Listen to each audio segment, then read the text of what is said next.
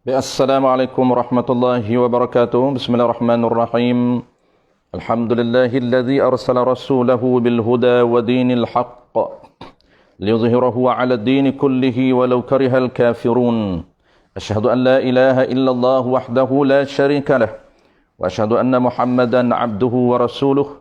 Salawatullahi wa salamuhu 'ala hadzal nabiyyil karim wa imamil muttaqin وقائد الدعاة المجاهدين وعلى آله وأصحابه أجمعين اللهم علمنا ما جهلنا وانفعنا بما علمتنا وجعلنا من المخلصين وصلى الله على سيدنا محمد وعلى آله وبارك وسلم والحمد لله رب العالمين. Pertama sekali, tuan-puan yang saya hormati sekalian, terlebih dahulu marilah sama-sama kita menyatakan setinggi-tinggi kesyukuran kehadrat Allah Subhanahu wa taala kerana sekali lagi kita diberi peluang serta kesempatan dan kekuatan oleh Allah Subhanahu wa taala untuk sama-sama sekali lagi dalam siri kuliah online kita seperti biasa, kuliah subuh kitab Ta'lim Muta'alim yang dianjurkan oleh surau Riyadah atau Surau Mawaddah, Taman Masra. Jadi insyaAllah tuan-puan, kita akan sambung pengajian kitab kita muka surat 10, masih lagi dalam perbahasan kitab ataupun perbahasan tajuk niat yang perlu dielakkan. Baik, kita terus tuan-puan, sambil-sambil kita menunggu teman-teman kita, rakan-rakan kita, kita slow-slow, kita teruskan sambil-sambil kita menunggu.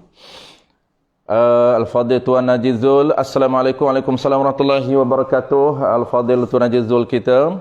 Baik, saya teruskan tuan-puan, sebelum kita sambung muka surat 10, saya sedikit kesimpulan apa yang kita baca sebelum daripada ini. Kita masih lagi berada dalam topik ataupun dalam tajuk niat yang perlu dielakkan. Tajuk besar dia sebelum daripada ni kita bincang ada 7 martabat niat yang perlu kita jaga ketika kita berada di dalam majlis ilmu ataupun ketika kita menuntut ilmu. Mesti kita jaga niat kita semata-mata kerana Allah Subhanahu wa taala.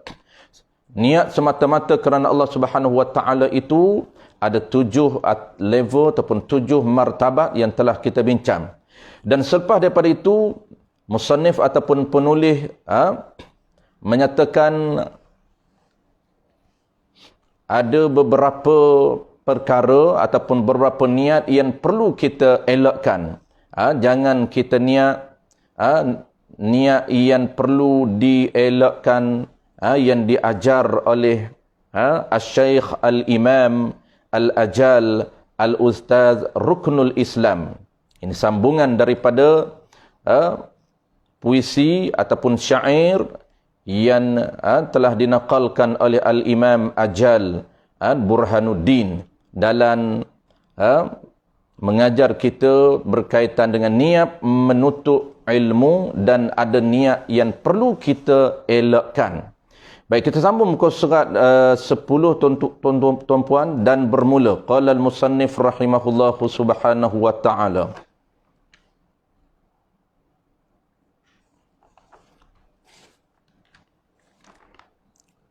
Dan bermula kebesaran itu. Sebelum daripada ni, musannif ataupun penulis menyebut sepatutnya penuntut ilmu itu kena ada sifat tawadhu'. Itu sifat ataupun akhlak yang perlu ada di kalangan penuntut ilmu, iaitu mesti ada tawadhu', merendah diri. Sifat merendah diri ini sifat yang terpuji khususnya bagi mereka yang menuntut ilmu. Sifat merendah diri ini bukan sahaja di dalam ataupun di tempat lain, nisbah kepada bidang lain, dan lebih-lebih lagi orang yang berada dalam medan ilmu ataupun orang yang mencari ilmu, nak menuntut ilmu ini lebih-lebih lagi dia kena ada sifat tawaduk, sifat merendah diri, barulah dia dapat ilmu. Orang yang nak dapat ilmu mesti ada sifat merendah diri.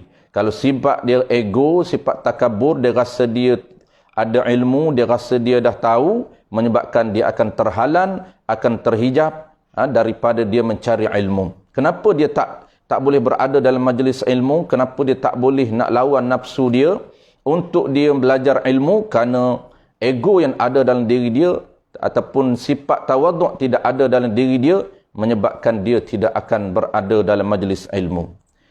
Sebelum daripada ni, sepatutnya penuntut ilmu kena tawaduk. Dan sambung pada pagi ini, qala al-musannif rahimahullahu ta'ala, dan bermula kebesaran itu ataupun takabur, kita sambung.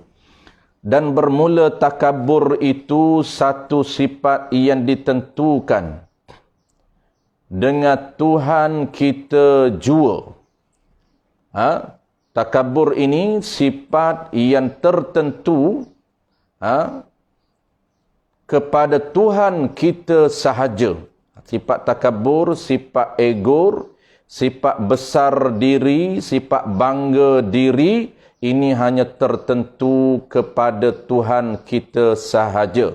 Maka jauhi olehmu akan dia akan sifat takabur, dan takut olehmu daripadanya, daripada sifat takabur. Orang yang menuntut ilmu, lebih-lebih lagi dia wajib, dia mesti elakkan daripada ada sifat takabur. Kerana orang yang ada sifat takabur, kata Nabi SAW, mereka terhalang daripada mendapat ilmu. Orang, kata Nabi, orang yang tak dapat ilmu ini, dua jenis golongan. Al-kibriya wal-haya. Pertamanya orang takabur, besar diri, bangga diri, dia rasa dia dah ada ilmu, dia rasa dia dah hebat, dia rasa dia dah pandai, menyebabkan dia tak nak berada dalam majlis ilmu. Dan al-haya yang kedua, kata Nabi, orang yang malu juga tidak akan dapat ilmu. Orang yang malu dan orang yang bangga diri ataupun takabur, dua golongan ini terhalang daripada kita mendapat ilmu. Kenapa wajib ataupun mesti kita jauhi daripada takabur? Kerana takabur ini, kata musannif, satu sifat, satu ciri yang tertentu, yang eksklusif kepada Tuhan kita sahaja. Sifat ini tertentu kepada Allah Subhanahu wa ta'ala sahaja, dan tidak boleh hambanya mengambil ciri yang ada pada Allah Subhanahu wa ta'ala ini. Baik, sebelum kita jelas berkaitan dengan takabur, tuan-puan. Takabur ini, pertama kita kena tahu dulu apa dia takabur. Yang kedua, kita kena tahu kesan takabur, hukum takabur. Dan yang ketiga, kita kena tahu kenapa Allah sangat murka, kenapa Allah sangat marah dan sangat murka orang yang bersifat dengan takabur. Ada tiga benda yang kita bincang dalam bab takabur. Dalam bab takabur ni, tuan-puan, dia ada satu topik yang khusus di dalam kitab Penawar Bagi Hati. Di dalam 1 daripada 10 sifat penawar bagi hati, termasuk sifat yang tercela di sisi syariat kita. 1 daripada 10 yang dikumpulkan oleh Al-Imam Ghazali rahimahullahu subhanahu wa ta'ala. Baik, takabur ni, tuan-puan, dalam bahasa kita, takabur ini, makna takabur ini dia panggil perasaan dirinya lebih sempurna daripada orang lain. Saya ulang sekali lagi, yang kata perasaan takabur. Takabur ini dalam bahasa Arab, dalam bahasa kita apa dia? Perasaan diri. Dia lebih kepada unsur dalaman. Perasaan diri kita lebih sempurna, lebih hebat, lebih baik daripada orang lain. Dan orang lain lebih hina, lebih rendah daripada kita. Itu dipanggil takabur. Dipanggil bahasa kita gini, tuan-puan, takabur ini kita panggil bangga diri. Kita panggil bangga diri.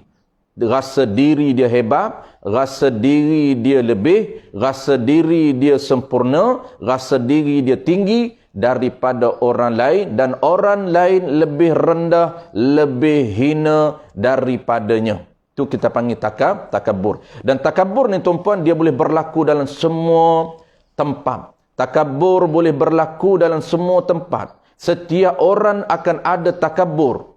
Takabur ini, setiap orang akan ada takabur. Kerana takabur ini sifat asal, fitrah nafsu. Allah Ta'ala cipta nafsu, dan Allah Subhanahu Wa Ta'ala mencipta sifat yang tercela, sifat yang buruk yang ada pada nafsu, yang perlu kita bersihkan dengan ilmu tasawuf.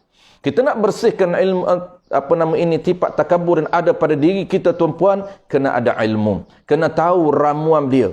Kita kena tahu macam mana cara nak tunduk diri kita, nak rendahkan diri kita. Sebab itu takabur ini, tuan-puan, kita nak buang takabur, kita kena bersifat dengan tawaduk, bersifat dengan rendah diri. Rasa kita tak ada apa, rasa kita tak mulia, rasa kita bukan sempurna, rasa kita bukan hebat.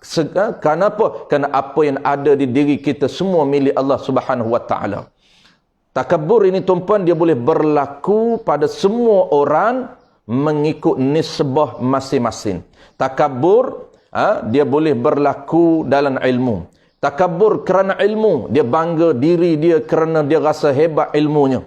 Dia rasa dia tinggi ilmunya. Dia rasa ilmunya hebat. Dan takabur boleh berlaku kerana pangkat. Takabur kerana pangkat. Takabur kerana jawatan dia. Kerana dia rasa dia lebih tinggi jawatan. Kerana dia rasa jawatan dia lebih hebat daripada orang lain. Dia rasa jawatan dia lebih besar daripada orang lain. Dan takabur boleh berlaku kerana dalam harta benda. Kerana harta benda. Dia rasa bangga diri kerana harta benda yang banyak. Dia rasa hebat kerana harta yang banyak. Dia rasa sempurna kerana harta yang banyak.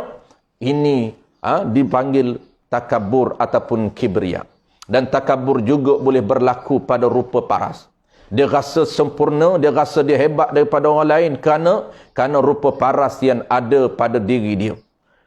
Kerana rupa paras yang ada pada diri dia. Sepatutnya kita nak kena buang takabur, kita nak kena rasa rendah diri. Dia, tuan-puan, takabur lawan dia tawaduk. Buang takabur, masuk tawaduk. Nak rasa hebat, apabila kita perasaan kita rasa hebat, kerana kita kena rendahkan diri kita. Kenapa? Kerana kita tidak ada apa-apa, hanya semuanya milik Allah Subhanahu Wa Ta'ala.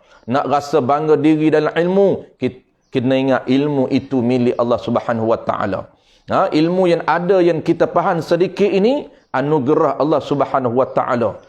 Usaha kita mencari, tetapi memahami ini adalah urusan Allah Subhanahu Wa Ta'ala. Ada orang belajar bertahun-tahun, tuan-puan, tapi Allah tak anugerahkan kepahaman kepada dia, maka dia tak alim, dia tak tahu, dia jahil, tetap jahil. Itulah tanda bahawa ilmu yang ada pada kita, kepahaman yang ada pada kita, ada tanda pemberian dan anugerah daripada Allah Subhanahu Wa Ta'ala. Sebab itulah kita kena faham bahawasanya apa yang ada pada kita ini pemberian Allah Subhanahu Wa Ta'ala sementara sahaja. Sama ada harta benda, sama ada pangkat, jawatan tinggi, pangkat besar, dan juga ilmu, dan juga rupa parah, semuanya anugerah Allah Subhanahu Wa Ta'ala. Itu takabur, makna takabur yang pertama.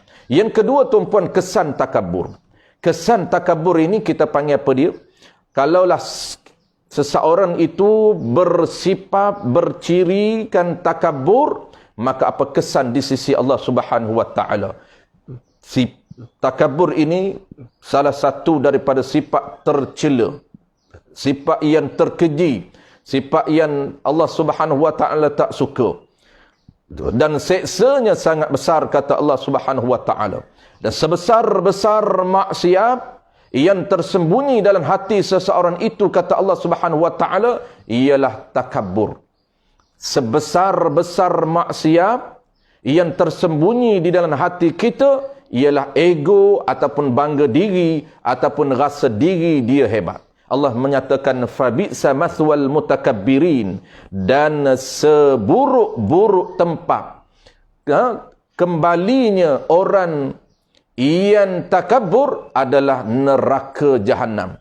Allah Subhanahu wa taala menyatakan jelas, fabi'sa mathwal mutakabbirin, seburuk-buruk tempat kembalinya, tempat pulamnya, tempat kembalinya orang yang takabur ialah neraka jahanam, wal a'yadzu billah. Banyak lagi di dalam hadis-hadis yang lain, Allah menyatakan dahsyatnya kesan takabur, haran dosa besar, dan kata Allah sebesar-besar maksiat yang tersembunyi di dalam hati manusia itu ialah takabur. Dan Allah beri amaran kepada kita, takabur ini, orang-orang yang takabur ini bakal akan menghuni neraka jahanam. Kenapa? Kerana buruk dan besarnya akibat orang yang takabur ataupun bangga diri dia berbanding dengan orang lain. Baik. Last kali kita nak tengok tuan-puan, kenapa Allah Subhanahu wa taala sangat murka dan sangat marah kepada orang yang takabur. Kenapa? Kerana takabur ini sifat ataupun ciri eksklusif milik Allah Subhanahu wa taala. Allah tak benarkan kepada orang lain, makhluk lain, hamba dia untuk mengambil ciri yang ada pada dia ataupun mengambil perwatakan yang eksklusif untuk dia sahaja. Sebab itulah dalam kitab kita ini, sifat yang ditentukan.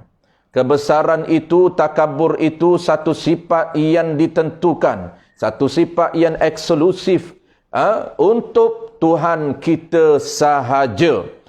Tidak dibenarkan selain daripada Allah untuk mengambil sifat ataupun mengambil perwatakan bangga diri ini. Di dalam hadis Nabi sallallahu alaihi wasallam menyatakan, al-kibriya'u ridai wal 'azamatu izari, faman naza'ani wahidan minhuma alqaitahu fi jahannam wala ubali. Nabi sallallahu alaihi wasallam menyatakan, al-kibriya'u ridai, takabur itu, bangga diri itu merupakan selendang aku, kata Allah Ta'ala. Wal 'azamatu izari, dan pakaian aku. Dan pakaian aku. Kebesaran itu merupakan selendang bagi aku dan pakaian bagi aku, kata Allah Subhanahu wa taala. Faman naza'ani wahidan, sesiapa yang mengambil ataupun mencabut daripada aku salah satu daripadanya, maka aku akan mencampakkannya ke dalam neraka jahanam, wala ubali, tanpa aku mempedulikan. Ini jelas Allah Subhanahu wa taala menyebut kibriya, takabur ini merupakan pakaian, yakni ciri perwatakan khusus untuk Allah Subhanahu wa taala, dan Allah tidak membenarkan orang lain untuk mengambil ciri yang ada pada Allah Subhanahu wa taala. Allah dia boleh bangga diri tuan-puan, tak menjadi kesalahan dia nak bangga diri. Kenapa? Kerana segala-gala milik Allah. Alhamdulillahi Rabbil Alamin. Alhamdulillah, segala puji-puji, segala benda-benda yang baik. Alhamdulillahi, segala puji yang empat yang telah kita bahas sebelum daripada ini. Lillahi, Allah sebut milik aku. Siapa aku? Rabbil Alamin, Tuhan yang mengurus dan mentadbir seluruh alam. Seluruh alam ini semuanya berada di bawah jajahan ataupun di bawah pentadbiran dan urusan Allah Subhanahu wa taala. Maka layaklah Allah Subhanahu wa taala dia nak rasa bangga diri. Layaklah Allah Subhanahu wa taala dia nak rasa dia yang hebat, dan layak bagi Allah Subhanahu wa taala dia nak merasakan dialah orang yang paling sempurna, kerana memang real Allah Subhanahu wa taala akui dia orang yang sempurna. Tidak ada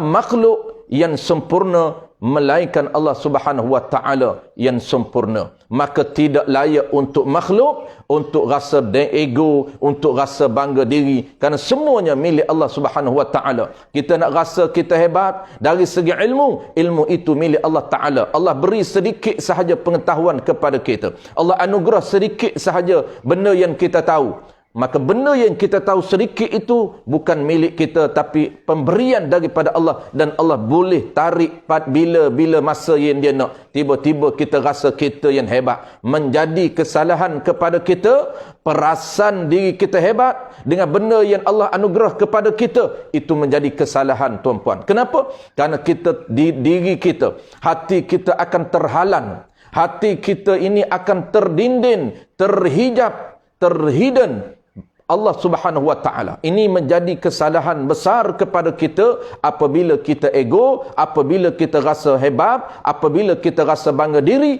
menyebabkan kita tak akan nampak hakikat Allah Subhanahu wa taala yang sebenar. Kita akan tersembunyi Allah Subhanahu wa taala. Nampak kita, tak nampak Allah. Inilah kesalahan yang besar. Kita nampak ilmu milik kita, sedangkan ilmu itu milik Allah Ta'ala. Allah anugerah kepada kita, Allah beri kepahaman sedikit sahaja pada kita. Kita dah rasa ego, kita dah rasa bangga diri, kita dah rasa akulah pakar, kita rasa akulah hebat, akulah lebih hebat daripada orang lain, aku lebih tahu daripada orang lain. Ini menjadi kesalahan kalau dia takabur dalam ilmu. Dia bahasa hebat dalam ilmu. Inilah sifat yang tidak ada pada para ulama yang real. Ulama yang sejati, dia akan rendah diri.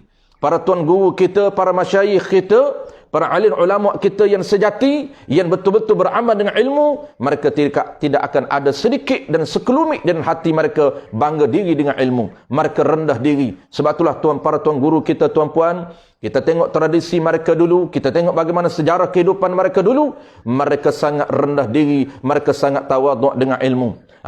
Walaupun berpuluh-puluh kali mereka belajar kitab yang sama, mereka tetap mengulang dan tetap berada dalam majlis ilmu. Siapa pun mengajar ilmu, tidak kira, asalkan ilmu itu benar, asalkan ilmu itu betul, maka mereka berada dalam majlis ilmu. Tak kira siapa pun yang mengajar ilmu, sama ada orang muda, orang tua dan sebagainya, mereka tetap, kerana mereka menghargai ilmu, mereka appreciate kepada ilmu, kerana ilmu itu milik Allah Subhanahu wa taala, dan mereka nak tunjukkan bahawa mereka tidak ada apa-apa, bahkan mereka merendah diri di hadapan Allah Subhanahu wa taala dengan tidak rasa sedikit pun mereka hebat di sisi Allah Subhanahu wa taala. Ini kenapa Allah Taala murka, Allah Taala sangat marah kepada orang yang takabur, kerana takabur boleh membawa kepada terdinding ataupun tak nampak Allah Subhanahu wa taala. Apabila dia takabur dalam harta benda, dia tak nampak harta benda itu milik Allah Ta'ala. Allah Ta'ala anugerah kepada dia sedikit saja, dan bila masa Allah boleh tarik harta dia. Dia tak nampak Allah Ta'ala apabila dia rasa dia hebat. Apabila dia rasa dia hebat dengan pangkat dan jawatan yang besar, dia nampak jawatan itu milik dia, pangkat besar itu milik dia. Sedangkan pangkat jawatan adalah anugerah Allah Subhanahu wa taala, milik Allah Subhanahu wa taala, dan Allah Ta'ala pada bila masa boleh tarik, kerana itu pemberian Allah. Dia tak nampak apabila dia rasa ego, dia rasa takabur dengan jawatan, menyebabkan dia tidak akan nampak siapa yang memberikan jawatan kepada dia. Dia hanya nampak fizikal, dia hanya nampak zahir, dia akan terdinding Allah Subhanahu wa taala. Sebab tu menjadi kesalahan. Baik, terus last kali tuan-puan, dalam paragraf yang terakhir, wasiat kepada penuntut ilmu. Inilah sebelum kita masuk topik yang baru. Dalam next kuliah, insyaAllah kita akan masuk dalam topik yang baru. Kita akan habiskan pagi ini, tuan-puan, perwatakan orang ilmu. Ini nasihat Abu Hanifah, mazhab Abu Hanifah kepada penuntut ilmu. Dia panggil hayatul alim, karakter orang ilmu. Bagaimana sepatutnya karakter orang yang berilmu. Ini nasihat, wasiat Abu Hanifah, seorang ulama besar dalam mazhab Al-Imam Hanafi radhiyallahu ataupun rahimahullahu subhanahu wa ta'ala. Qala al-musannif rahimahullahu subhanahu wa ta'ala. Berkata Abu Hanifah bagi sahabat-sahabat handainya, Berkata Abu Hanifah bagi sahabat handai. Berkata Abu Hanifah ni wasiat. Abu Hanifah menitipkan wasiat kepada sahabat-sahabatnya bagi penuntut-penuntut ilmu, termasuk kita yang berada di medan ilmu. Kita mengambil ataupun mendengar ataupun beramal dengan wasiat Abu Hanifah. Apa wasiat Abu Hanifah kepada sahabat dia ataupun kepada seluruh penuntut ilmu? Abu Hanifah berkata Abu Hanifah bagi sahabat-sahabat handainya, membesar olehmu akan serban-serban kamu dan meluas olehmu akan tangan-tangan baju kamu. Dan hanya sesungguhnya berkata ia Abu Hanifah, demikian itu wasiat dia, supaya membesarkan serban-serban dan meluaskan tangan baju itu, supaya tiada diringankan dengan ilmu, dan yang mempunyainya mempunyai ilmu. Baik, mesej dia sangat simple tuan-puan, walaupun bahasanya agak berat, tetapi mesej dia sangat simple. Apa mesej dia? Kata Abu Hanifah, wasiat Abu Hanifah, pesanan Abu Hanifah kepada penuntut ilmu, besarkan serban dan pakai pakaian dan pakai pakaian yang besar, ataupun besarkan lengan baju. Besarkan serban dan besarkan lengan baju. Ini signal. Nasihat dia merujuk kepada apa? Merujuk kepada penuntut-penuntut ilmu ini kena jaga dari segi etika pemakaian. Kita ada uniform, ada pakaian sendiri, pakaian sunnah Nabi. Orang yang menuntut ilmu ini, dia afdal ataupun menjadi sunnah dan tradisi para sahabat. Apa yang dicetuskan oleh Nabi, dia ada pakaian dia, dia ada uniform dia. Orang yang menuntut ilmu ini, dia kena ikut sunnah Nabi. Iaitu apa dia? Antaranya, kata Abu Hanifah, serban dan pakaian jubah dan sebagainya. Ini dia panggil besarkan serban. Bukan makna kita kena pakai serban besar, serban kecil tak boleh. Bukan, dia nak menunjukkan bahawa orang penuntut ilmu ni dia kena ada haibah, dia kena ada kehebatan. Pakaian dia pakaian yang hebat. Dia ada uniform tersendiri. Kalau polis ada uniform dia, tentera ada uniform dia, pertahanan awam ada uniform dia. Setiap profession dia ada uniform dia. Dia boleh dikenal dengan pakaian dia. Dia ada etika pakaian dia. Begitu juga kata para ulama, orang yang menuntut ilmu ada uniform dia.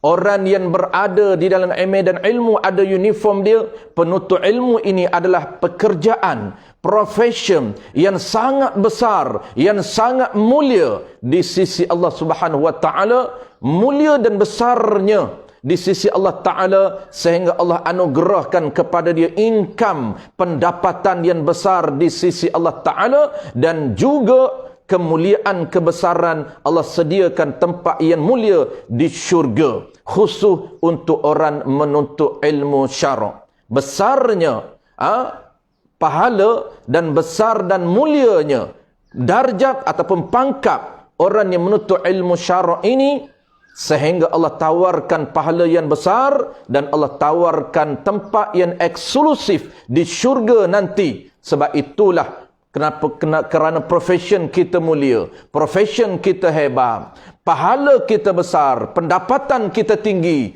menyebabkan kita ada uniform yang tersendiri. Apa uniform yang Nabi ajar? Iaitu pakaian sunnah Nabi. Sebab tu menjadi sunnah Nabi, tuan-puan, orang yang menuntut ilmu agama ini, antara sunnah Nabi, etika dia ialah berserban, dan juga pakaian sunnah seperti jubah. Ini mesej yang dia nak cerita. Ada pakaian dan uniform ataupun uniform. Bukan maknanya penuntut ilmu ini kena pakai serban, tak boleh pakai serban kecil, tak boleh tak serban, kena pakai serban besar. Bukan. Dia nak mesej yang dia nak sampaikan, Orang penuntut ilmu ini, dia ada uniform yang tersendiri. Uniform dia apa? Uniform dia adalah serban. Ini sunnah Nabi. Ketika kita berada dalam majlis ilmu, ketika tu, di luar daripada majlis ilmu, itu terpulang pada kita lah.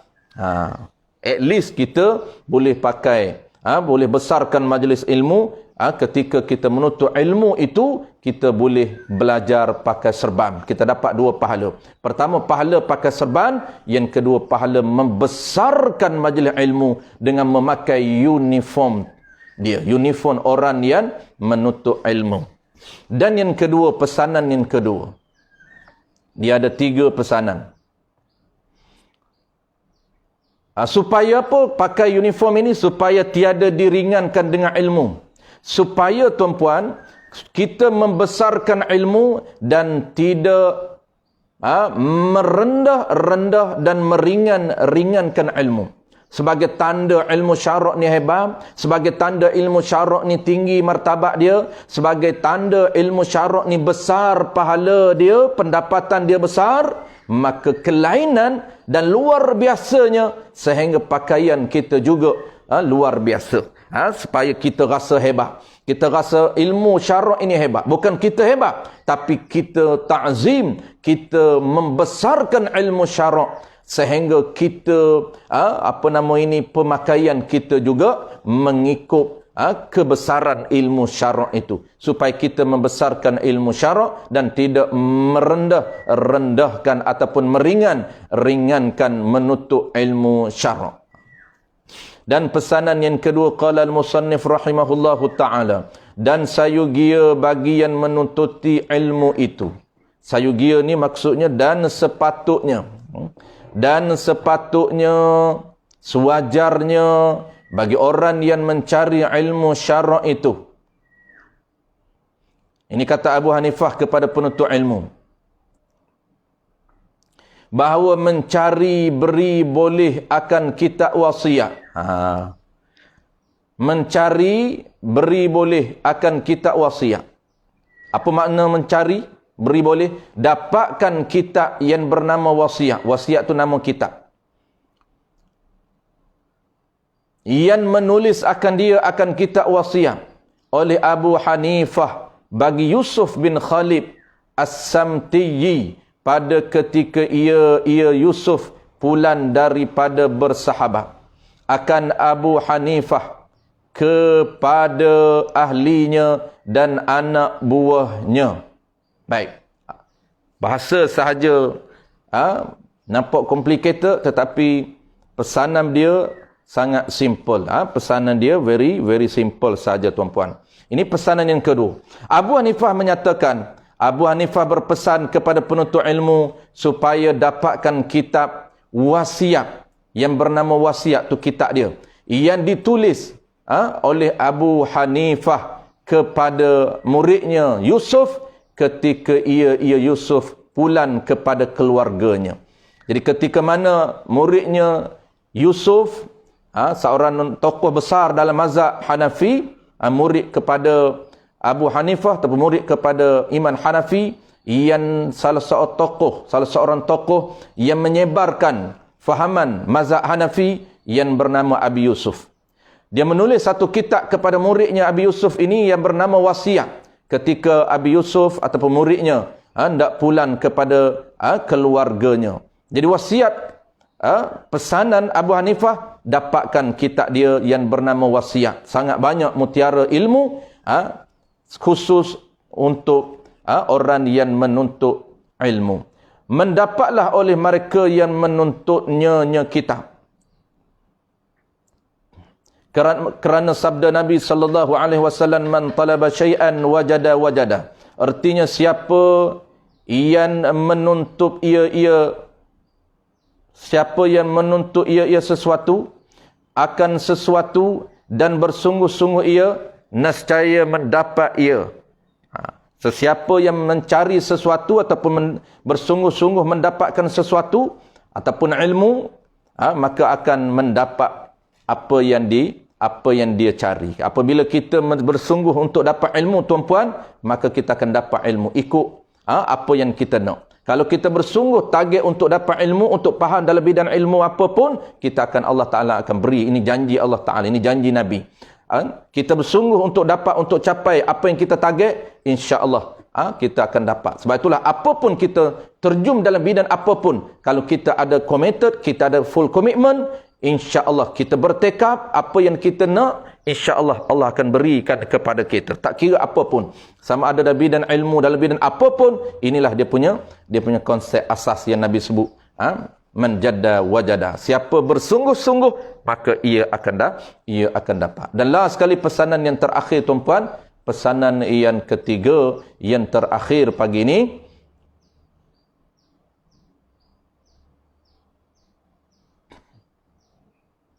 Dan adalah tuan guru kami Asy-Syaikh Al-Iman Burhan Al-A'immah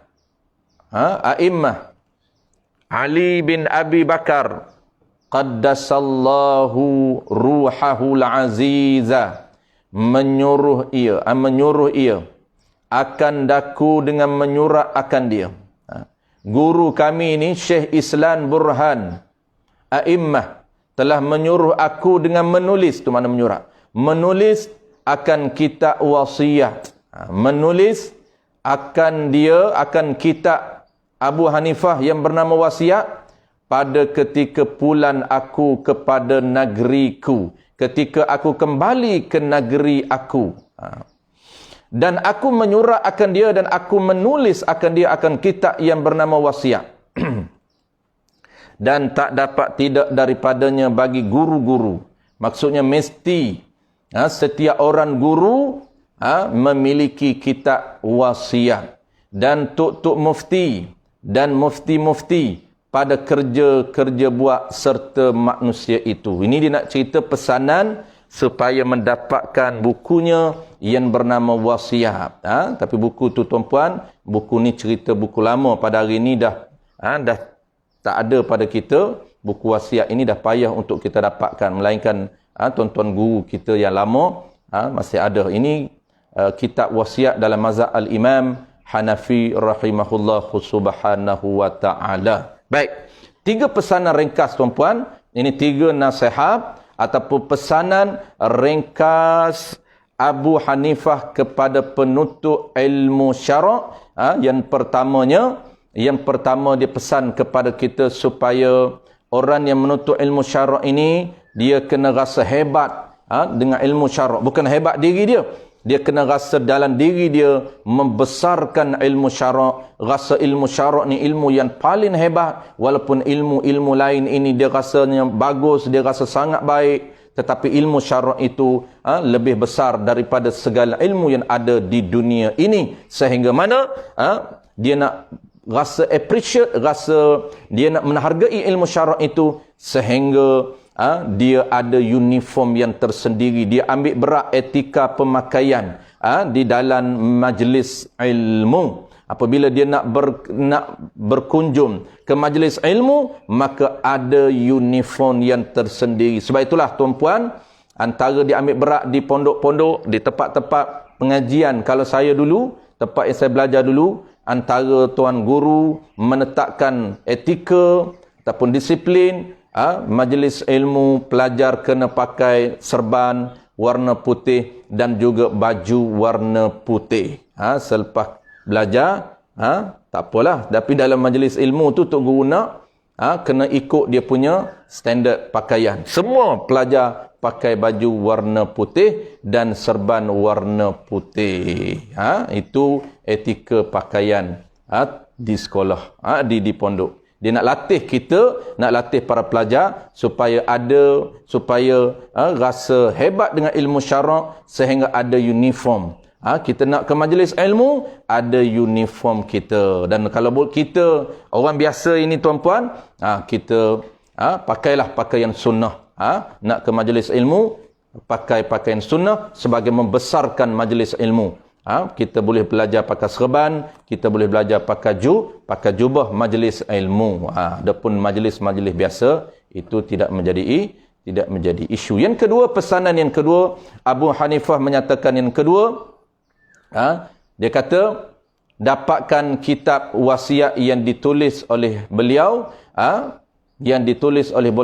Kenapa? Kerana kitab wasiat ini banyak mutiara-mutiara, nasihat-nasihat, pesanan-pesanan yang berharga, yang boleh kita ambil berkaitan dengan niat, berkaitan dengan kelebihan ilmu, niat menuntut ilmu, dan juga membesarkan ilmu dan membesarkan orang yang menyampaikan ilmu. Dan yang ketiga itu pun lebih kurang sama poin dengan yang kedua. InsyaAllah tuan-puan, dan kita akan masuk tajuk baru ataupun topik baru dalam kelas yang akan datang, iaitu faslun fi ikhtiyaril ilmi, iaitu fasal pada pemilihan ilmu dan juga pemilihan guru dan juga pemilihan rakan sebaya, dipanggil wasyarik, rakan kita, iaitu rakan kaki mengaji kita panggil, pemilihan ilmu, pemilihan guru. Jadi guru yang nak menyampaikan ilmu kepada kita, bagaimana dia punya kriteria dia, dan wasyarik, dan rakan-rakan kita. Kalau kita bergaul dengan game minat kepada ilmu, maka kita juga akan tempias, akan minat kepada ilmu. Itu penting pemilihan kawan. Kalau kita kawan, kita heret kepada tempat lain, menyebabkan kita akan skip, kita akan tinggalkan benda yang sangat berharga itu. InsyaAllah tuan-puan, sekadar itu dulu pagi ni, kerana kita dah berhenti tempat tajuk besar. Kalau kita baca lagi menyebabkan kita akan tergantung. InsyaAllah kita akan sambung tajuk yang khusus ini, pemilihan ilmu dan juga pemilihan guru dalam kuliah yang akan datang, dalam siri kuliah bulan depan insyaAllah. Dan saya mengucapkan ribuan terima kasih banyak kepada tuan-puan yang bersama-sama dengan kita pagi ini.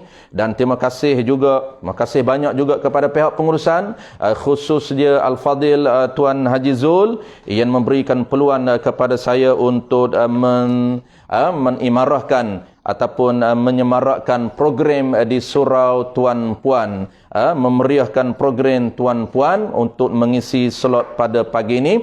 Sekali lagi saya mengucapkan ribuan terima kasih banyak, dan juga kita doakan mudah-mudahan tuan-puan kita diberikan kebaikan kepada kita, mudah-mudahan Allah berikan keberkatan kepada ilmu kita, mudah-mudahan Allah berikan keberkatan kepada harta benda kita, dan keberkatan kepada anak isteri kita, dan juga yang paling penting tuan-puan, yang kita dambakan, yang kita doakan kepada Allah Subhanahu Wa Taala, iaitu keberkatan umur kita. Kenapa tuan-puan? Yang paling penting kita dambakan keberkatan umur kita, kerana inilah kunci, inilah kata kunci yang paling kita impikan, iaitu mohon dengan Allah supaya Allah anugerah kepada kita keberkatan umur. Kenapa? Kerana umur yang berkat ini adalah umur yang Allah berikan keperluan, kesempatan, kekuatan kepada kita untuk mengerjakan perkara yang berpahala lebih banyak daripada perkara yang sia-sia dalam umur kita. Umur kita yang berbaki, sisa umur kita yang tak lama dah tuan-puan, semakin hampir dengan expire, semakin hampir dengan ajal, semakin hampir dengan waktu pulang kita ke negara asal kita. Kampung asal kita tuan-puan sudah tentunya yang disebut sebagai Darul Akhirah. Kampung akhir kita, kampung asal kita yang disebut sebagai akhirat, itu adalah kampung asal kita. Syurga neraka itu adalah kampung asal kita. Setiap manusia akan kembali kepada kampung asal dia.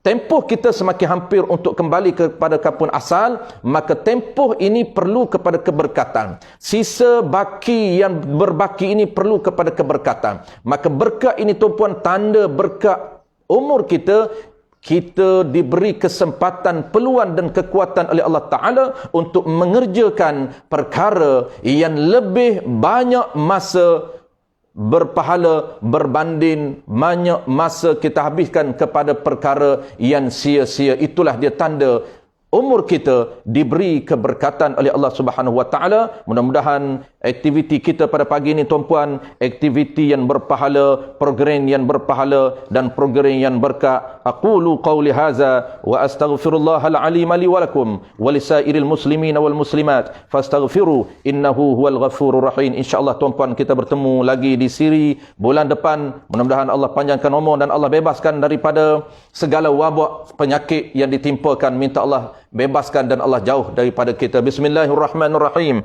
Alhamdulillahirabbil alamin wassalatu wassalamu ala asyrafil anbiya'i wal mursalin wa ala alihi wa ashabihi ajma'in. Allahumma waghfir lana dhunubana wa liwalidina warhamhum kama rabbawna shighara ولجميع المسلمين والمسلمات والمؤمنين والمؤمنات والمعلمين والمعلمات برحمتك يا أرحم الراحمين. اللهم علمنا ما جهلنا وانفعنا بما علمتنا واجعلنا من المخلصين. اللهم فقهنا في الدين وعلمنا التأويل